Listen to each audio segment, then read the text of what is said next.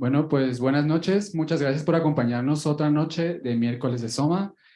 Esta noche estamos muy emocionados por tener con nosotros a Asli Cavusoglu. Çavuşoğlu. Y,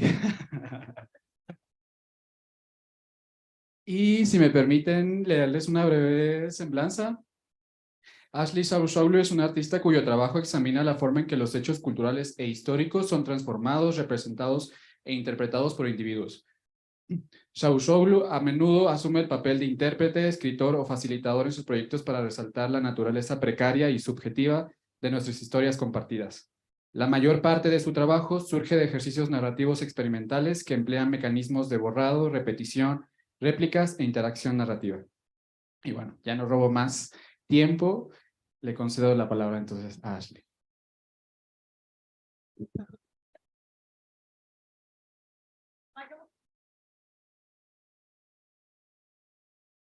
I don't need a microphone. Okay. Yeah. Yeah. But I think, yeah, everybody can hear anyway. So as Joel, right? Introduced. So I'm an artist from Istanbul, and that's gonna be my second presentation at SOMA actually after 6 years. So it's nice that also having some friends. So I made a selection of some works because I've been practicing as an artist since I was 20 years old or something.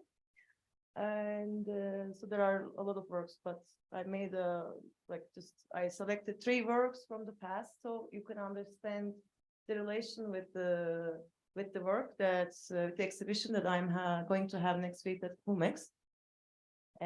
So I'm gonna start with something that you might find connection in Mexico. So that is a work called Red/Red, and it is about a pigment that is called Armenian cochineal, and it is somehow similar to Mexican cochinilla, but it is quite different.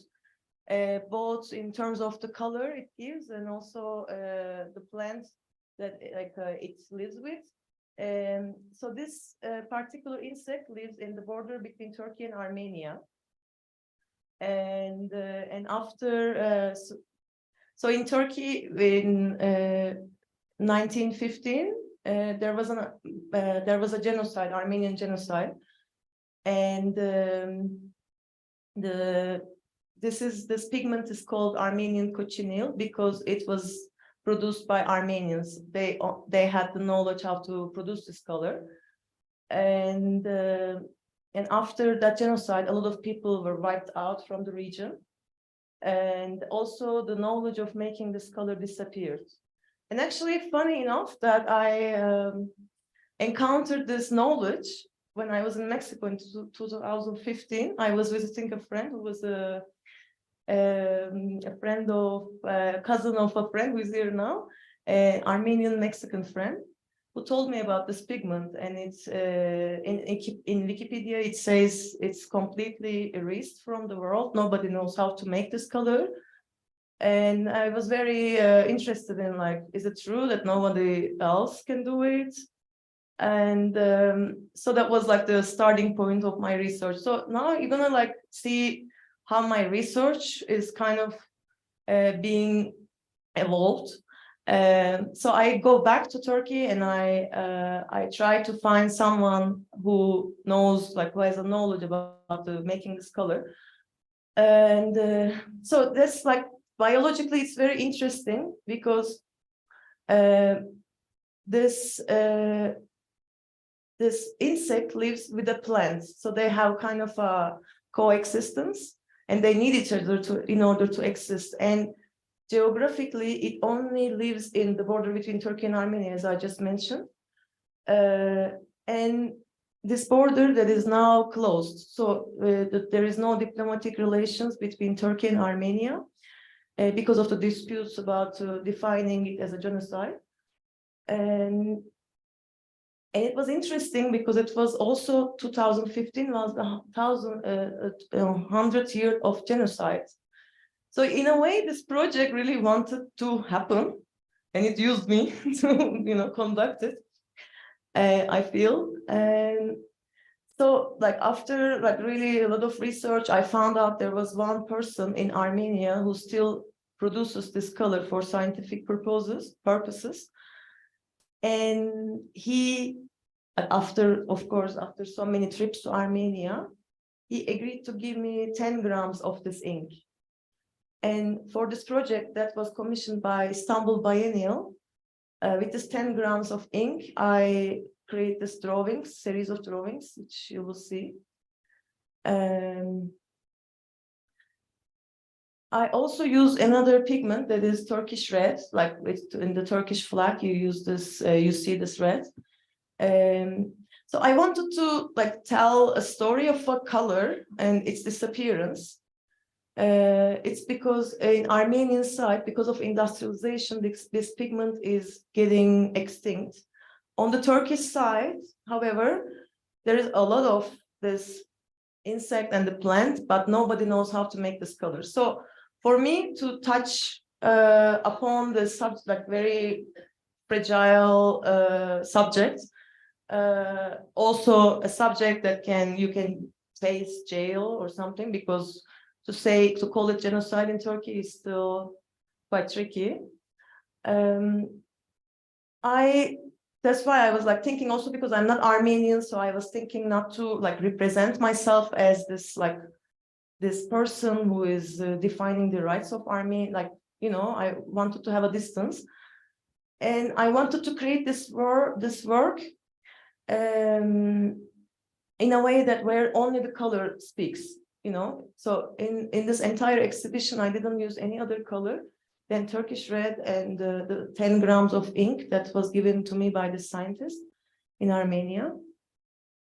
And I produced the entire work in Armenia, in Yerevan, together with miniature painters. So the drawings that were used, so this is the coccinea, and that's the plant that it lives together with. And it lives in the roots of this plant. And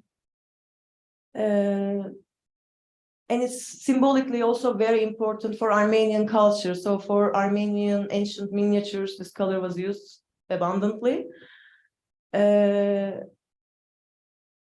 So I was thinking, to create the story of this plant and the insect living together with the drawings that are a little bit reminiscent of miniature. And not having any big words showing my side of it. I wanted to create these drawings. So for this project, I was giving a boot, and I thought, because from my experience, you can see Armenia, but you can never cross. You have to cross through Georgia. So you have to make a large U in order to get. So for this installation, I wanted to use a table, a very long table. So and that would separate the space, and the things, the images, the drawings would look kind of the same, but not really. So on one side, the drawings were kind of fading out. And on the other, the Armenian cochineal was replaced or repainted with Turkish red. So it was also erasing a color with another color, and I wanted to use the symbolical gesture of it.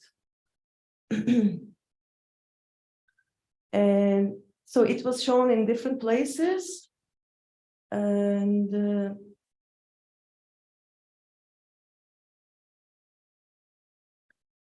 yeah, I mean, all these imaginary things that are as if they are.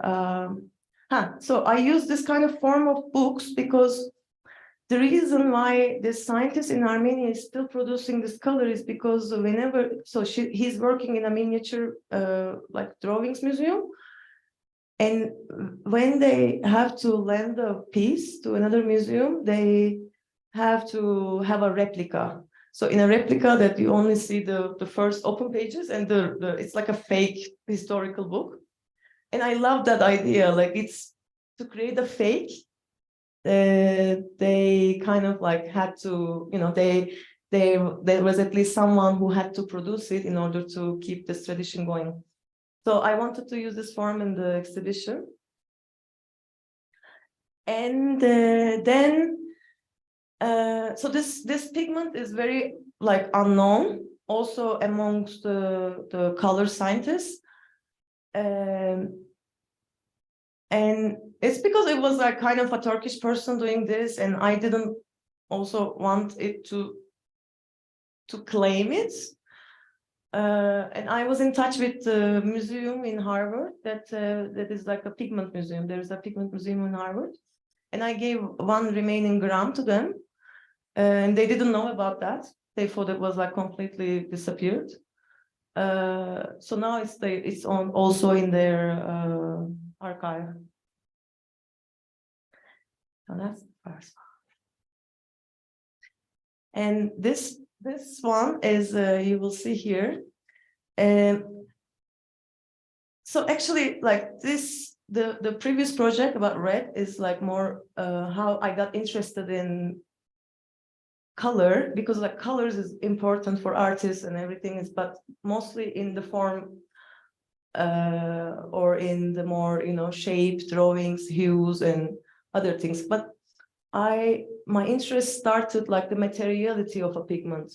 So when you buy a pigment, for instance, or and who gains from this extraction if you buy a natural pigment, or if you, for instance, like with this red, one red pigment can tell you like a historical story, and like it can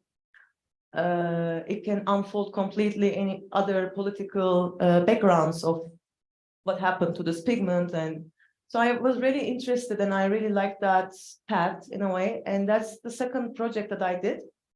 It has its inspiration from the first natural blue pigment that is called lapis lazuli. And it is the only blue that is found on nature by itself. And still, and since the 7th BC, the best mines, lapis lazuli mines, are in Afghanistan. And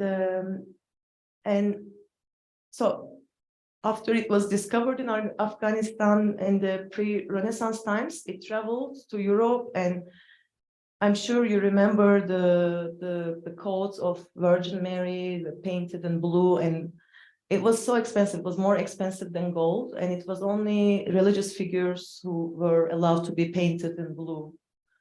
Of course, then it became more abundant for anybody who can pay for, and then there were like the history of synthetic blues, and also like this pigment blue. Also, I think in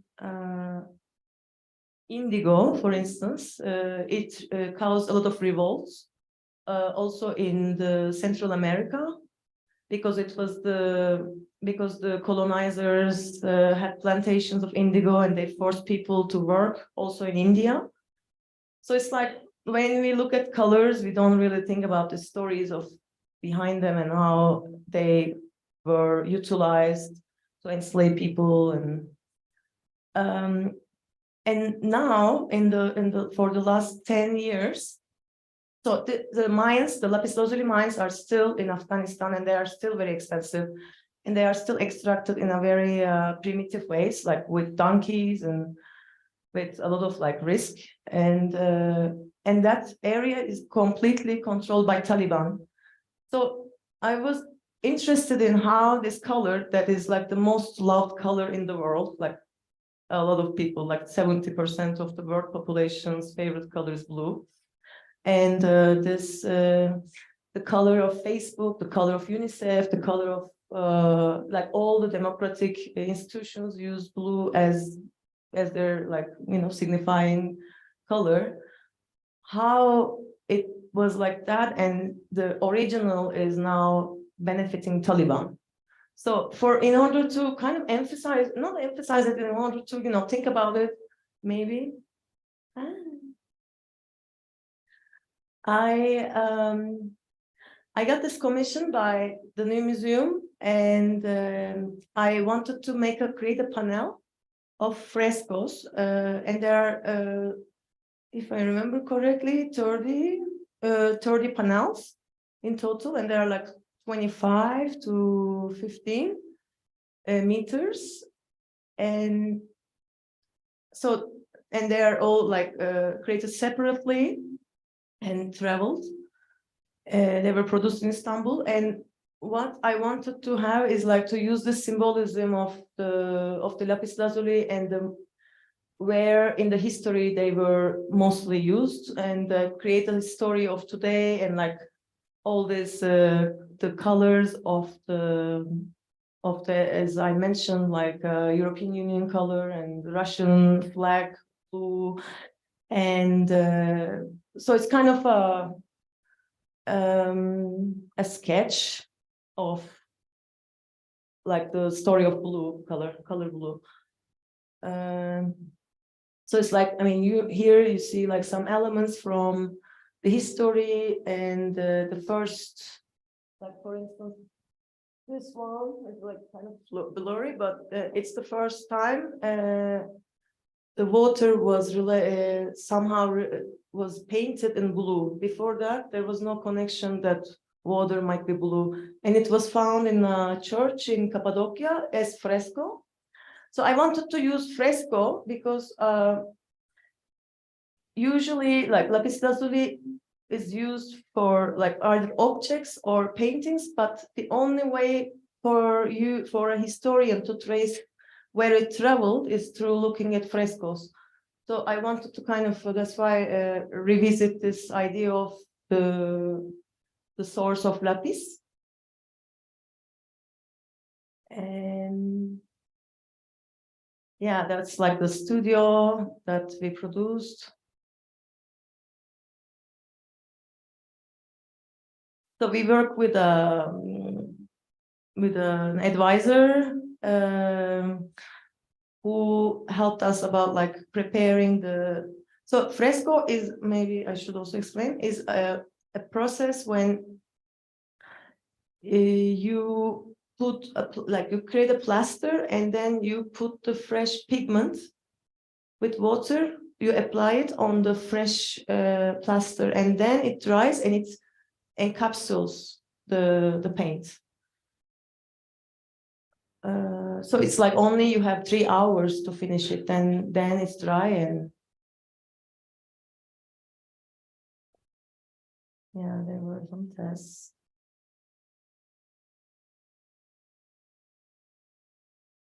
And that's another work that is like completely different. So it's like, you will see, my materials are changing, but there's a lot of like, so the research takes longer. For instance, for lapis lazuli, it took like 2 years maybe, and then execution just 3 months.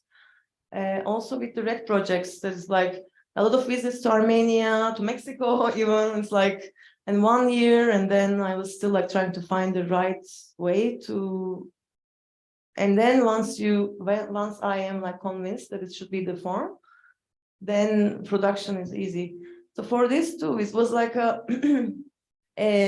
So for this, it's like how I work is also, I ask like what the project wants to be, what kind of form it has to be, and so that's why I don't really follow one single material.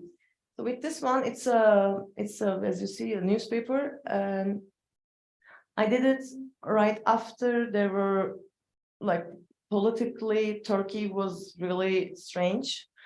There was a military coup attempt. There were like a lot of journalists were in jail, and there were like a lot of fines for newspapers. Some columnists were taken to jail, and there was a moment where there were fortune tellers appearing on TV, and they were talking about what's going to happen next. And it's funny because they were the only ones kind of who are able to speak freely. They were like saying, you know, the Mars is making this transit with this, and we are expecting a huge crash with Turkish lira. And or they would say, you know, the elections will be lost, it's because of this, and or they might be another military coup attempt. So it was like, you know, like they kind of replaced journalism. It's because anxiety was like really high. So it's like the people really needed this because, you know, this your trust as a citizen towards institutions kind of, when it's going down, then you just like have faith in these things. And so this was also, so it was a project that I invited, I don't remember the name, like 52 maybe fortune tellers, astrologists, soothsayers, and like everyone, about talking about like the future of the world. And but I tried to have a selection of those, like coming from different backgrounds, different political views and genders, and also you know, so to create something that is, because when I was like younger, like 20 years ago, let's say, there were newspapers where you could see also a lot of opposing views in the column, amongst the columnists. They would even fight with each other, they wouldn't agree. But now when you get a newspaper, it's always kind of the journalist like endorsing your view. It's because that's why you buy this newspaper. So it's so I wanted to invite this different group of people, because of course they are, maybe they feel more free to talk about their political views through these like occultist things, practices, and because maybe they feel that's the only way they can talk about their views, right? It's like and I wanted to create something like a very like one article saying something and the other another, so it's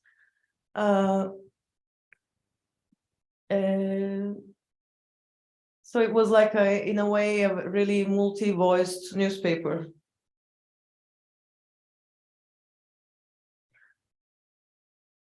So, and now, so this project, Translate, that I'll be showing now, it also took its inspiration actually from my trip in Baja California in like maybe 6 years ago, which I encountered the bark of a tree that is that lives in Sonora Desert, and I love that it exfoliates its bark only when it is ready to grow. So it was not like saving things and like overusing its energy. It was just like waiting for the right moment to change its skin. And I really love that as a metaphor. And it's like I was thinking what it can teach me, you know, like what I can learn from this. And I took a sample to Istanbul, and I did a test with a restorer to see if I can make a surface by like gluing them together, and then would it absorb paint, and after that it was, and then I went to Arizona, and I found, because normally this tree also was there, but I found out 5 years before my visit, it completely got extinct because of climate change. So this project kind of like evolved, and then COVID happened, but this material kind of remained my base. And let me see. Yeah.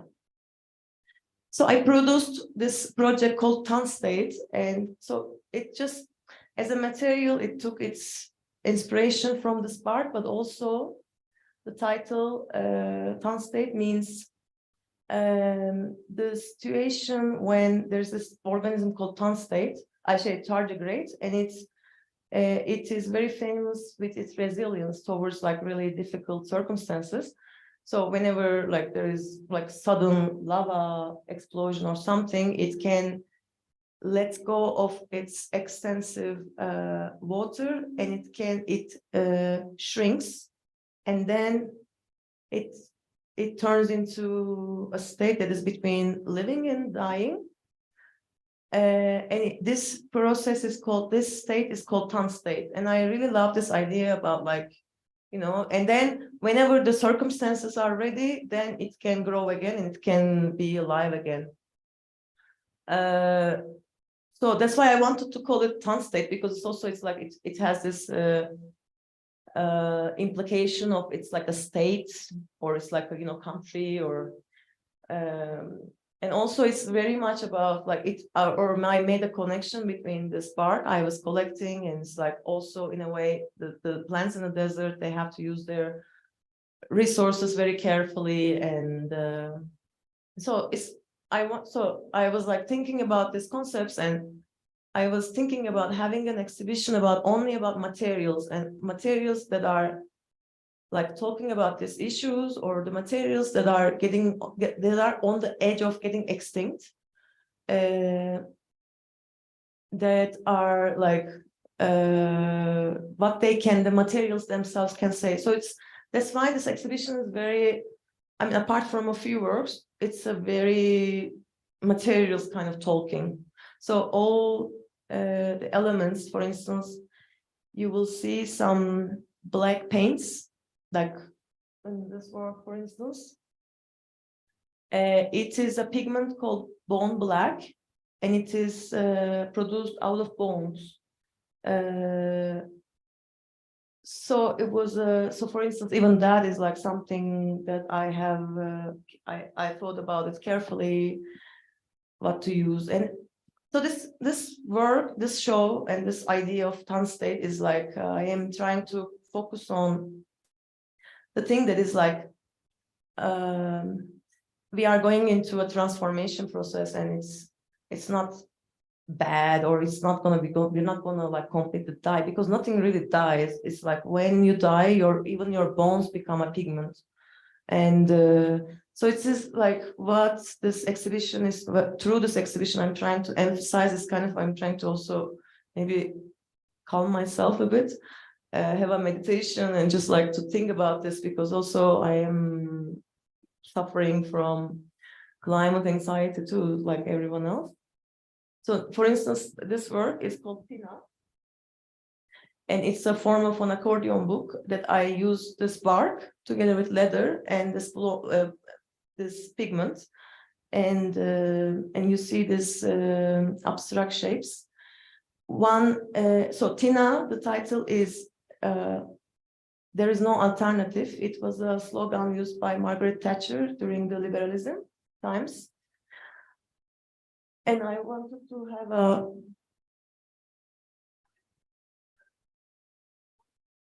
okay, we have to say no. So there is no alternative. So I was like a little bit questioning it, having this two-sided book. One has this really abstract shape of one mummy that was discovered in a glacier in the north part of Italy, and only when the ice was melting it was discovered. So it's because the scenarios are either you're going to die from the extreme heat or extreme cold. And this one was only be able to discover it because the ice melts, and it really like gave a lot of information to the people. And also the other side is the depiction of the person who was was found burned with the lava in Pompeii, the famous one. So it's like by putting them together is like also with the materials, as I mentioned, that the materials I use in this show are either impacted by cold or warmth or by human demand. I thought that would be a nice metaphor of like having these two-sided books, and kind of like having legs like human, and like that. This is long. You will surely see it in the vision. This one is also that you would know, it's Palo Santo. So it's like we use it, everybody uses it, it's a nice smell. But this demand on Palo Santo causes deforestation in Colombia and Peru. And each time we use, and then it's just like we don't know that it's like causing something else in somewhere else in the world. So I made this work that is like an engraving of this work that you can read. And this work is, I used also the spark of this tree I mentioned that I found in Sonora. And obsidian also, because obsidian also produced from lava. And I love this idea of like something coming heat, and it's like such a beautiful thing. And I used the bark of the tree and in that different form. And the prints, I made the prints, the black prints, using this particular shoes that people use to cross the border between US and Mexico in order, so it's called carpentry. Carpet shoes. And it's the sole of the shoe is made out of carpet, and they are erasing, it's kind of erasing their print so the police cannot see it on the sand. So I love that idea of, this carbon footprint and like something that is created for you to create any print, and to make a print with it was like something that I liked to emphasize, this like opposition. And that's the last one. So it's also, when I was working on this project, I was not only looking at the organisms, but also humans. It's like immigration. And the first time I presented this project was in Italy last November, in Torino. And Torino has one of the biggest flea markets in Europe that is run by immigrants. So when immigrants go, they just cannot travel with all their belongings, and so the secondhand markets are the places where they go to buy clothes. So I wanted to create something that would talk to the city that I was living and also I was producing. So I got this leather jackets from different flea markets, and then I create kind of the shape of the tardigrade that is like this. It's shrinking nude, so it's a tan state of also a human being. So this is also in the Humex shows. There will be a series of these. So for this show, what I am trying to do, it's like the last show was called Tan State, and this one at Humex is also the same, and maybe future ones will be the same. But all the material, not all, but some works will disappear, some works will evolve, some works will be added with different materials, and it will be always called Tan State. And also logo is like something, logo is going to change. I'm going to collaborate with different designers. And it's also like a little bit, I was thinking about art world, like being a producer in art world is like, you get new works commissions every year, or I don't know, every 2 years. And it's always, you have to like create a project from the scratch to the end. And it's also like putting you a lot of pressure on you as an artist. So I was thinking, like, would that be any other different form of having an exhibition that things change slightly, but like some things add, and some things, if they need to disappear, they disappear, and they just like leave their places to the new works. And the same work, the same title is like for me to have the same title is also, people are gonna think, oh, it's like, oh, we know this show, but no, you don't know this show. It's kind of little bit, I'm trying to find a way, like what I can do to this world that is like art world, also very much about consumerism, and also how you can have different means of like having an exhibition. Yeah, that's it.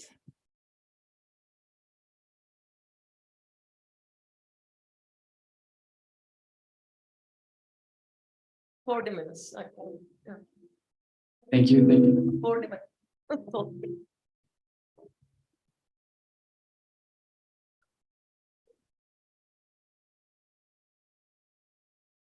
Perdón por ese ruido. Thank you so much for this presentation. ¿Hay alguien que quiera hacerle alguna pregunta al artista? Adelante, no sean penosos.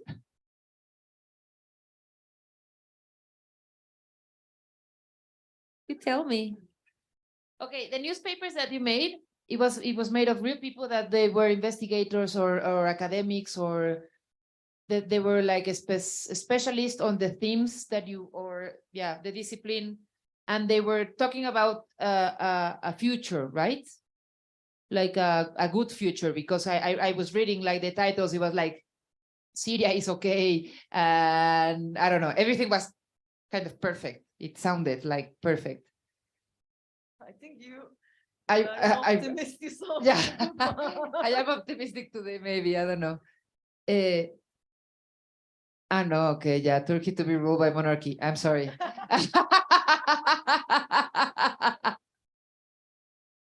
I thought maybe Turkey would be divided into two was a good thing. I don't know, maybe.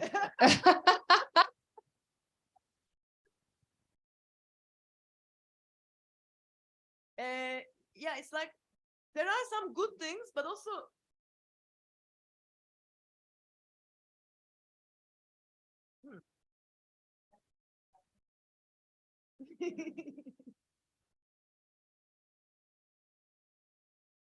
no.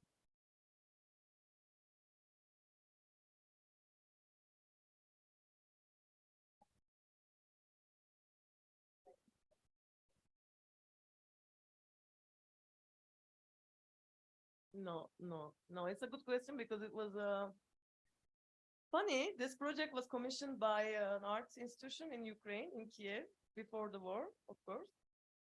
And I was thinking to do it both in English and Turkish. But I was like, I can't do it in Turkish. Then I would be in jail. Like, because they would think that they wouldn't understand the idea of it. They would just like click, oh, this girl is saying Turkey is going to be divided into two. Yeah, she's a terrorist. And so I thought it wouldn't be really a good idea to. So this work was actually never shown in Turkey. No. Yes, of course. No way. It's like, if also not necessarily by Erdogan's, but also by oppositions, like nationalistic, even though they're opposed to Erdogan, they can just like put some headlines and they would say, I'm a terrorist, and this girl is, what is she doing? And no, it was never shown. Maybe in 10 years, yeah. First, they have to release the other people from the jails, and then maybe I'll try.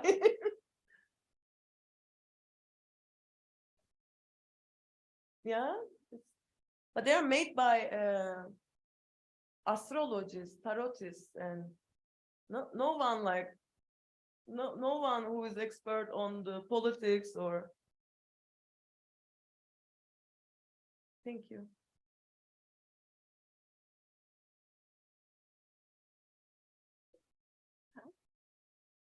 Mm-hmm.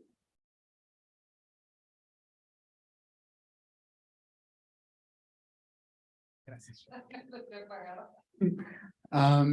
I I'm particularly inspired by the idea of ton state. I think it's really beautiful. I think your work with metaphor and literature and all of that you've shown is really inspiring, but in particularly ton state in terms of thinking about an artist's production, and in particular what you're doing today at N.Y.C, you said. Mm-hmm.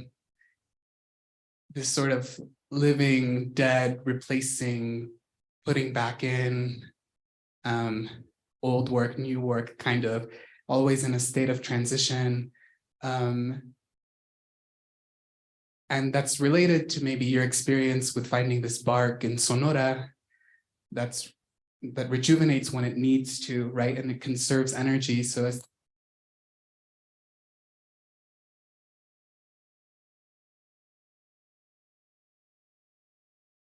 Mm-hmm.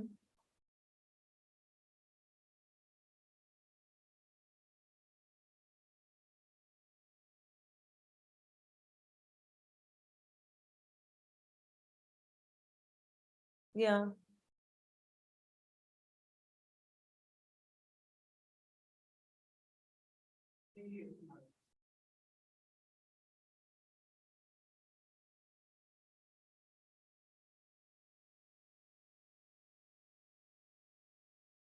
Mhm.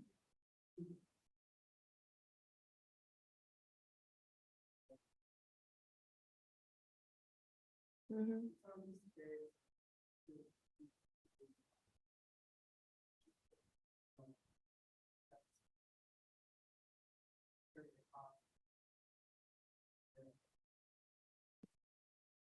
That's a very nice question, actually.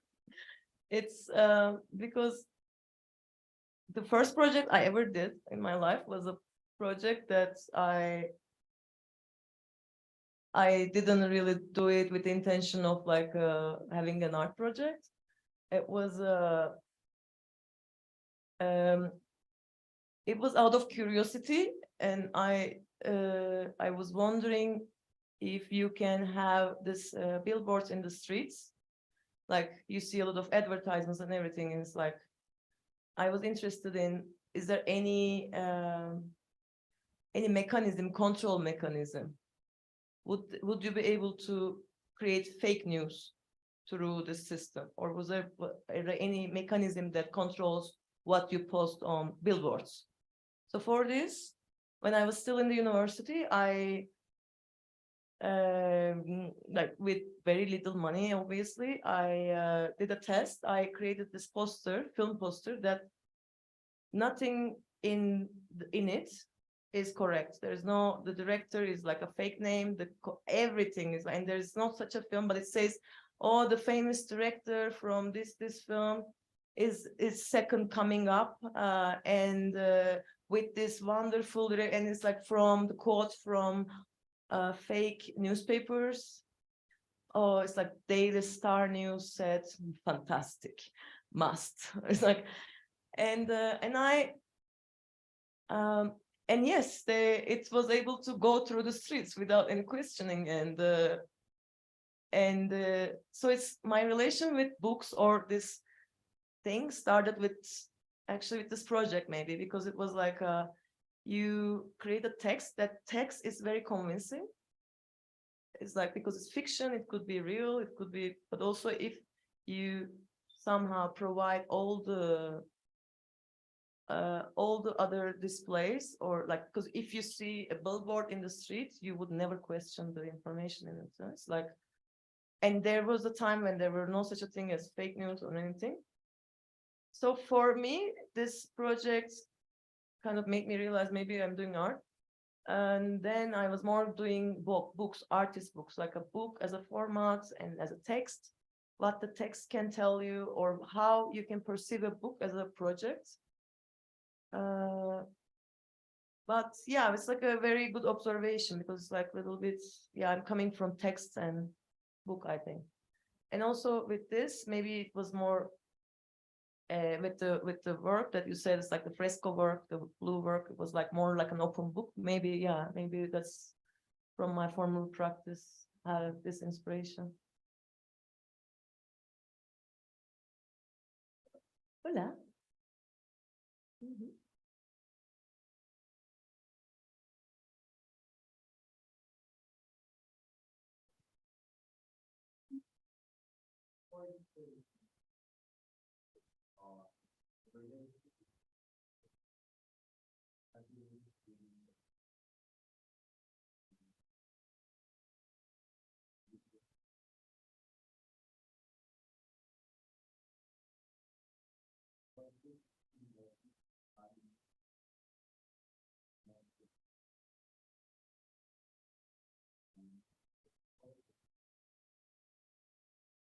Mhm.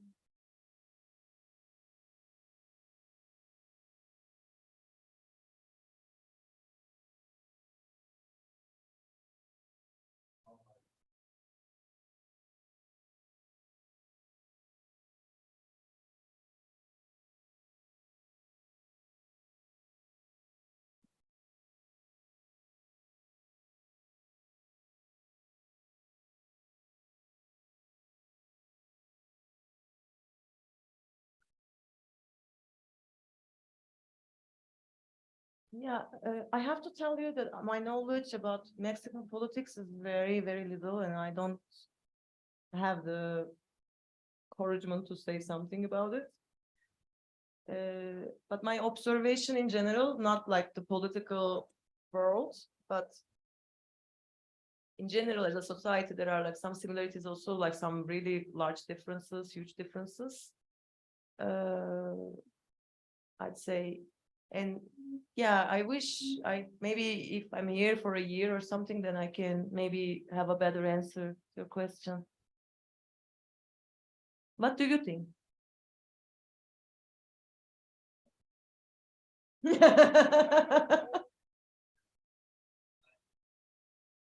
Mhm.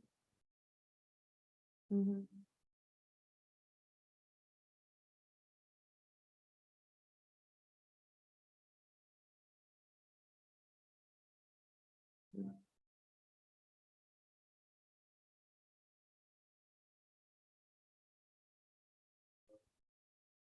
Mhm.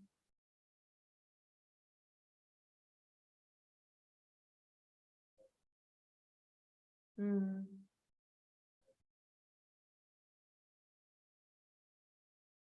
Mhm. Yeah.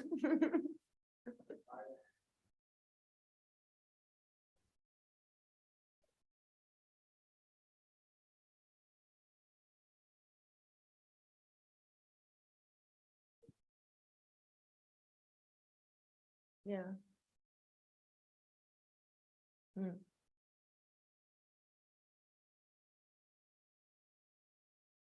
Mm.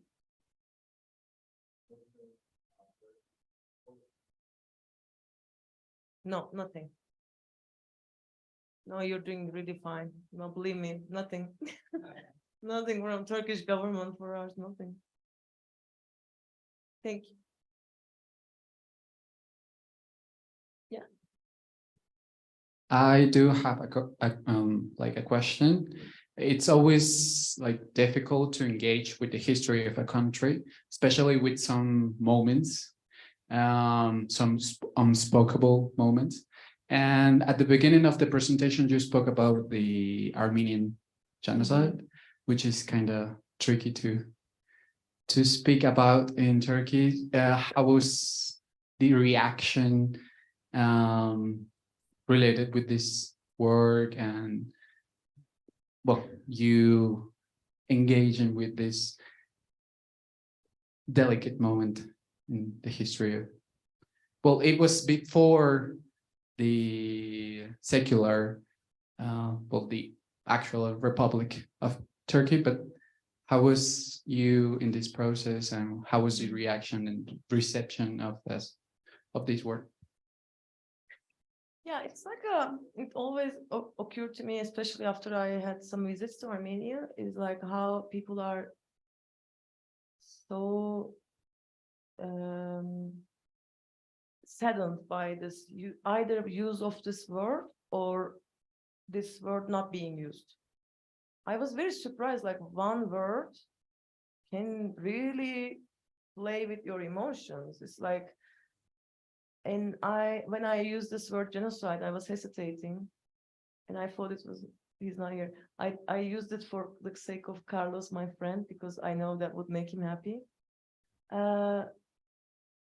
Because it's like this word that creates, because it's like, oh, you recognize my suffering or not recognize my suffering. And in a way, I felt that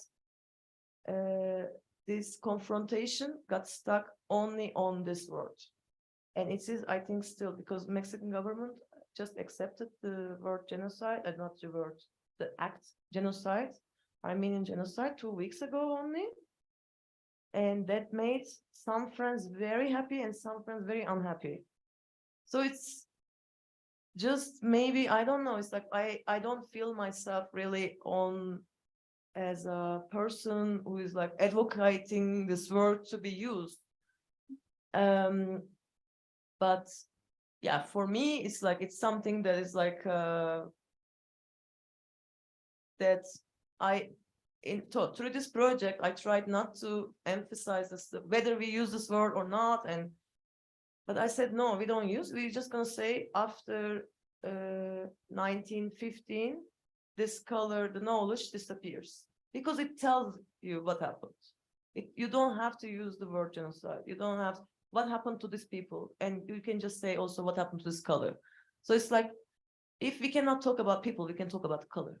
So it's, I think, more interested in this shift, you know, so we can change our subjects, but also still talking about the same thing, but not getting stuck on, you did it or not did it. And so for this one, I like for Istanbul, which was first shown at the Istanbul Biennial, I didn't use the word genocide, but it's because even if I was allowed, I wouldn't use it. But I used it in Qatar because I was like, you're gonna use it. It's because you are like crazy. So you are dictators and you're gonna use it. And you're very good friends with Turkey. So it was kind of hurting the Turkey side. So it depends actually. It's like, because as you see, even like for this project, I even choose where to use it and where to use it. It's like you create a battle with it through it.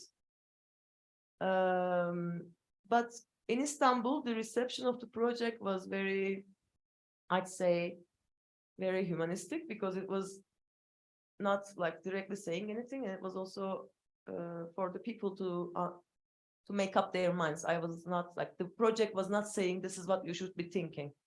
The project was saying this is what happened, and this is the color, and these are the drawings. So it's up to you. And I believe, I don't know, I never tried the other way, but it's like my work. I think I am trying also for myself to, instead of creating like a unproductive conflict, I'm trying to, you know, like, how can we talk about things, like difficult things, in a different way. So for me, it was very like interesting and like life-changing, I'd say. Thank you.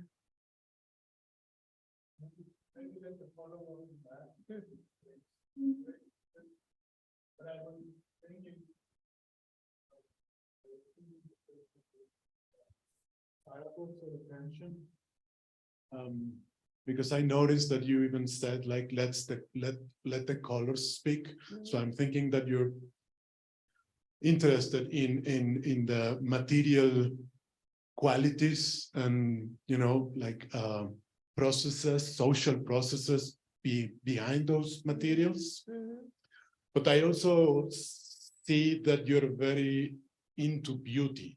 You know, like all of these materials, like when I see the fresco, it's like difficult for me to think about this ugliness of the process, or what is lying behind the material. You know, that's a little bit what I mean. Yeah, but like a paradox, or like a certain opacity that, and I'm wondering if you're like giving it a thought to this, like what is winning in the work, if it's like the dealing with the beauty, because I think I can see that, you know, from the images, and I must imagine that the frescoes in real life must be like quite impressive. Then something happens to the material which is not allowing me to go into that ugliness of its source, or, you know, like what the colors are, you know, saying. You know, so I'm wondering a little bit about that. That's a very nice question. Next time, I was talking with David.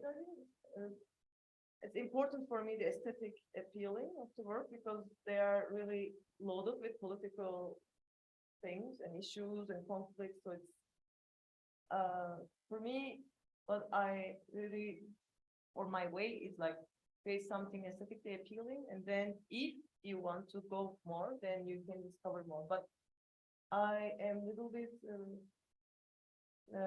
I get a little bit angry to the works, for instance. If when you see the works, they tell you what you should be thinking. You know, it's like, you should be thinking that's this, or Trump is horrible. Like, because for me, these works are, of course, like, it can be other artists' ways, but for me, it's not really creating any discussion or any like going deep action. So it's just like you agree or disagree, and then as an audience, you just lose the audience if you don't agree. You know what I mean? But if I'm not like saying that I plan all this, you know, I make like this plan strategy, like when I'm gonna gain the audience or something. But it's just like for me, these are the artworks that I get inspiration from. And also, I'd like to say it's like, I mean, it's not that I create these works and I am really convinced and I am like really, oh, that's what it's gonna be, and I'm in this, actually I'm thinking this, I am on the side of this. So these works are actually about the things that I am thinking. So it's, I don't have any definite position. Maybe after that, yes, but it's also for me, it is, maybe that's why I never enjoyed like doing paintings, right? Because you imagine and it's just like there, and but with kind of this works that are a lot about research and a lot about like the ways, the process, and also the relations with the people and the use of work and how the work is going to communicate. So these are also those that really they teach me. So I kind of invite this project only if they can teach me something. I try, and maybe, and I'm not saying I am not biased. Of course I'm biased, but I am trying to be unbiased about things and also like having a position. So yeah, so it's like aesthetically it's important because it's also I enjoy and I like it, and it's like, and I like producing it, but also like this heavy content and everything can be interpreted not by me like giving to the audience, but it's open to the interpretation process.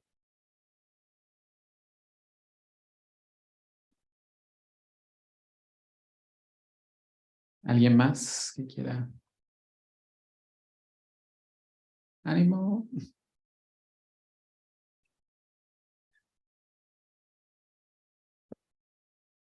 Pues creo que podemos ir cerrando. Muchas gracias por el tiempo que se tomaron para asistir.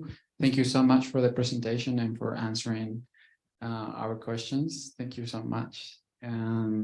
Muchas gracias por haberse tomado el tiempo para acompañarnos en otro ya tradicional miércoles de SOMA. Y les recordamos que el próximo miércoles nos acompaña el BEMI Center for Contemporary Art. Y pues muchas gracias. Recuerden que todos los miércoles del año son miércoles de SOMA. Gracias.